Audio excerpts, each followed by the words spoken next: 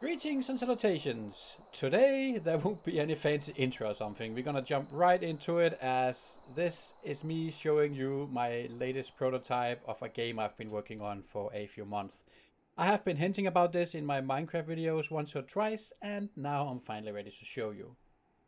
The game currently does not have a name. I am currently calling it Survive Stuff with Weapons. Kinda like a nod to my previous game, Break Stuff with Coins, which is on Steam, by the way. Link will be in the description. So, if you want to support me, of course, go and buy Break Stuff with Coins. But Break Stuff with Coins is definitely a bit different from this game here. So, maybe we should just jump into it. Keep in mind, this is raw. This is still a very early prototype, and you can hear there's no loading screen here or anything. We're basically just watching the menu screen. But in a moment, we should load into a randomly generated world. So, as you can see, it's quite dark here, and you will notice a lot of these living dolls running around. That is one thing I have currently disabled, is combat, or at least damage. So they cannot hurt me, but they will spawn and keep attacking me, but let's hope they are not too annoying. Basically, this is about us gathering a few resources so we can start out by building a few things. So what you do in the beginning is you run around, collect a few resources. In this instance, I picked up a rock. And this is probably going to take a while. Keep in mind, damage, anything at all, has not been truly balanced. But the idea is you pick up something, in this case a rock, and then we basically start harvesting this tree. Notice there's a blue tree in the background, which is a different sort of tree. Actually looks like there's two trees spawned in top of each other over there, but we can have a look at that in a moment. This will take a while, and I guess a few times I will maybe just fast forward through some of this.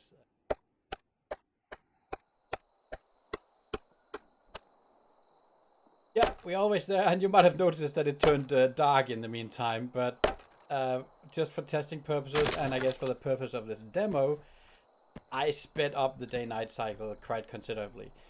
So, as you can see, the moon is actually moving really, really fast. And we will have a look at the whole night sky, day sky a bit later. I'm actually quite fond of the night sky I ended up with here. But notice that now we have a few planks.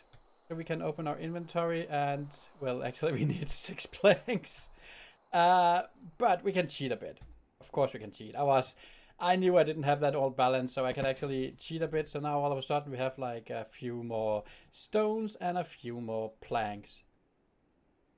Basically, the idea is that you create a workbench, find somewhere nice to place it, and here I can actually show you a funny thing right now that is a bug of the game. Let me just go to one of these dolls here. See, I can actually push them around with this, indicator here of where to deploy, and yeah. That is, of course, not something that it should do, but I just find it quite funny. So, we place the table. We can then open the table here and see now we have considerably more crafting options. Of course, you wouldn't have all these materials as of yet, but let's just quickly grab a stone axe and maybe also a pickaxe just for starters. You can actually see that it's then a bit faster to mine resources. Of course, stone is one of the slower ones, but as you can see here, we can keep trucking away at this. And if you notice that sometimes there's actually a yellow number popping up, which is basically us doing a critical hit, as there is a minor crit chance on this.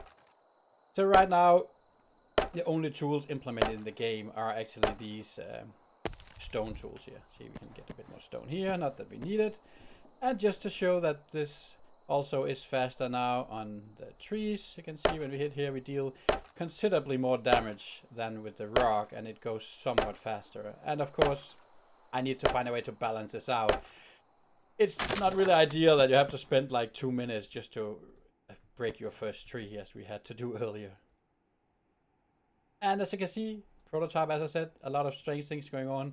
We actually have 2 trees at exactly the same spot. And to be honest, I have seen stuff planted on top of each other before, but not this exact. This is quite interesting.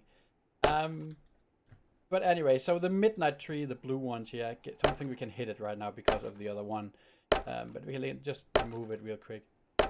But the idea is that there will be different tiers of some materials. Maybe not even tiers, but some rare materials. And this midnight tree is then supposed to be quite rare. And you can also see now, while I'm chugging away at it, it has way more hit points. And it takes quite a while to get the health bar down. But anyways, the plan is that you will not even be able to mine or harvest this kind of tree with just wooden axes. But again, this is all for testing. Now, let's see. We've gathered a few materials, and yeah, of course, there's also the whole inventory system here. I even added a lot of quality of life things. Like, notice here when I shift click, it actually goes back and forth between my inventory and the quick bar, and right clicking can drop one at a time, and half the stack you are picking up and all that kind of stuff. So there's a few more quality of life features. For example, I'm double clicking right now. I would like to pick up a full stack while doing that, but I implemented quite a few quality of life enhancements that it was just annoying when I started testing that they weren't there, so I just dedicated some time to do that. But let's just go and put down a crafting table, because I have more stuff to show. So let's put this down. See, apart from, finding materials, crafting new stuff, and advancing, you can also build yourself a base.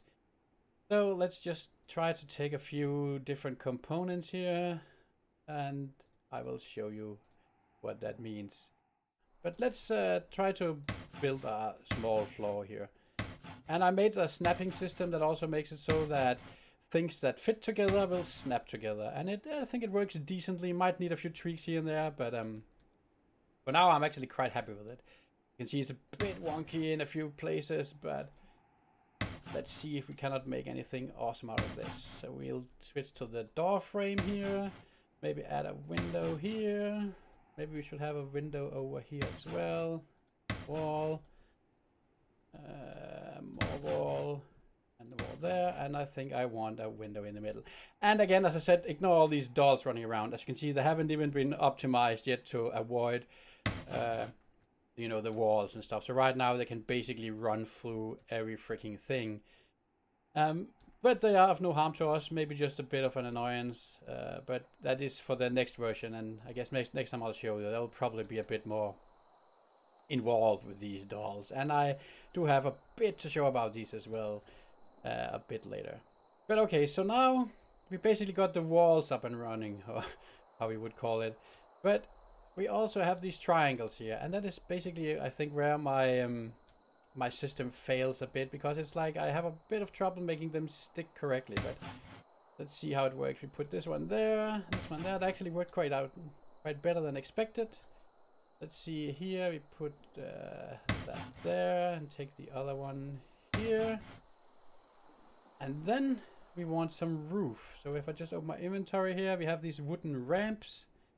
They work great as roof, and this is maybe where it gets a bit tricky to make it work. Let's see, there we go, and there we go, and then we take the other side as well, see if we can make it fit. There we go,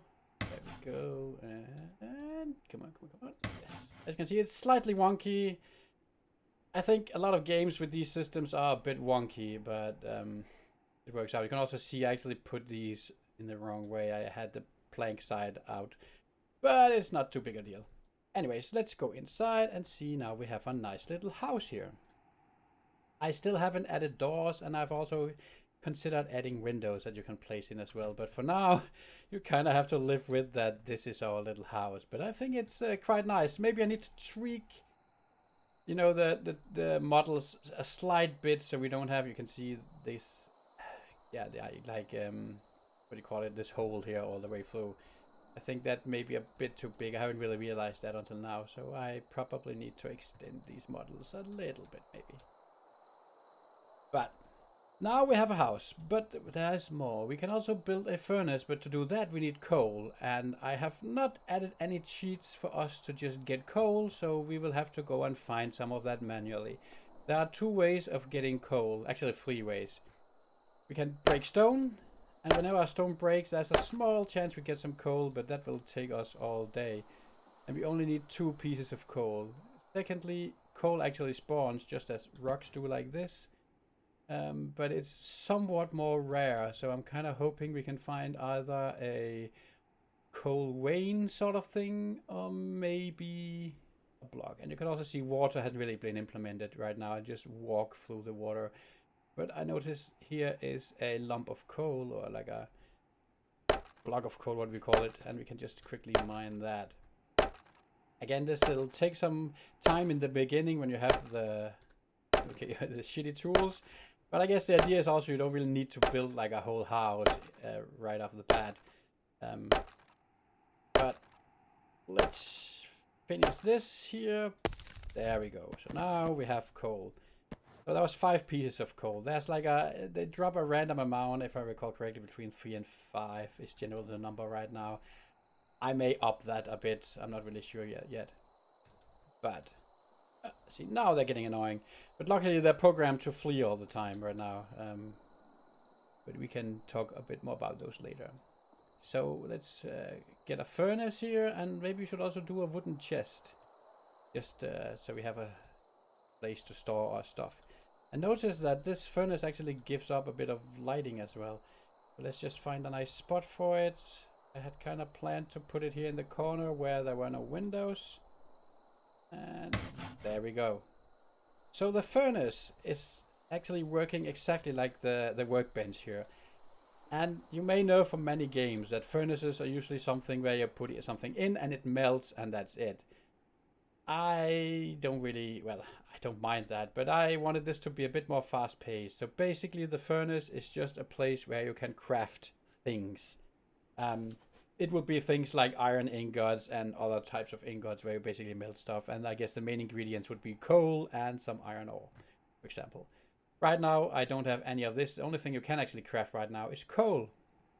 So 3 pieces of wood give you 1 piece of coal. So let's just craft a bit more coal.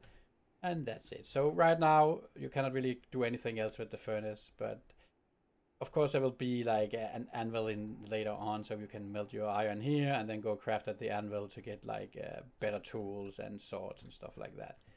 Let's enjoy the night sky while we wait for it. Because this night sky, at least to me, looks super wonderful. I spent quite a lot of time trying to design this. And yeah, well, I for one just love it. I like the sparkly stars and the way the light goes. And let's just have a quick look at the sunrise as well. We can see like the sun coming up should be coming around here. It goes up, kind of. It feels like it gets stuck in the horizon, and then it starts moving upwards, and then we have a blue sky. And while we have the blue sky, let's enjoy the light. So some of these items can actually be placed basically on any surface. And that is intentional because maybe you actually want to attach your chest like this, so you could actually do that. So let's put our chest there. We can then open it and put in some of all of our materials here, and well, we can go back and get them out again as a normal chest, of course, would work. So, combat. Combat is quite simple right now. Basically, we have this doll here and we can hit her and she's not saying anything. That's the thing. Sound effects is not really that big a deal in this game just yet. But basically, we can keep hitting her and eventually she will die. And right now, they're just programmed to flee whenever they take damage.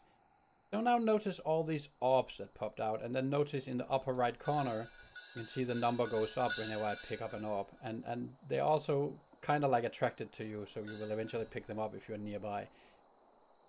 And the idea is that you pick up these orbs called source, and then basically you will use the source to improve your character. How that is gonna work, I will go into in another video. Right now, this is it has no effect. You can basically pick it up and you can call it XP or however you want to call it. That's basically what it is. The funny thing, I think at least, about these dolls here are actually, I did not design them. I did make the 3D model and the texture and everything, but I did ask my daughter if she would make like a monster for this game. And what she did was she drew a doll. I'll put a drawing up of it here. She made it by hand. You can see it here. And then basically I translated into this 3D model as you see here. So sorry for the sudden cut.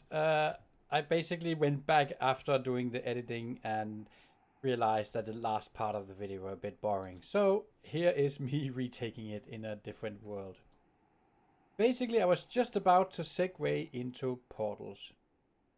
So basically, you can build portals in the game, or well, the idea is you at least build one portal like this one. Currently, the material cost is quite low for this, but of course, in the final version, this will be a bit more hard to get. You need more exotic materials to build it.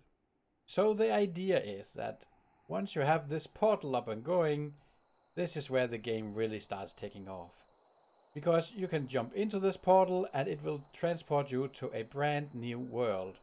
And this could be different worlds, like an ice world, fire world, jungle world, or there's quite a long list of different types of world that you may be able to visit. I will not jump through right now. I did that in the previous segment I recorded, and yeah, you're not supposed to see what's in there. It's not really that fleshed out and finished yet, so maybe I'll pop up a screenshot here or somewhere, but we'll not be going in. But basically the idea is you go through these to the other worlds. They have different materials, different monsters, different challenges, and you basically go in there, grab what you can, fight for it, harvest it, explore for it, and once you're done, you go back, and then you have these materials that you can use for upgrading your gear or maybe coming up with new artifacts or something.